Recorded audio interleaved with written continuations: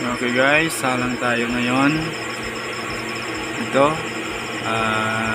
25 pieces. Mix po siya. Tapos ito yung sa native. Nasa 16 pieces. Tapos meron na ako dito nung March 5. Sinalang. Tapos itong sa last nung February 26 at 28. Tapos meron ako dito yung sachet ko. Yan. Noong 20 ko po ito nilagay. Tapos ito yung sa BB. Pina-incubate sa akin. Ewan ko lang kung mapipisa ito. Hindi ko alam.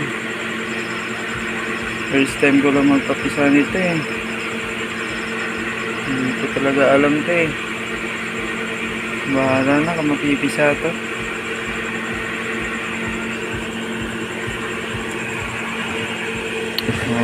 Sa manok lang muna tayo mag-focus, okay? Ayan po yung ilaw ko. Dalawang 100 watts.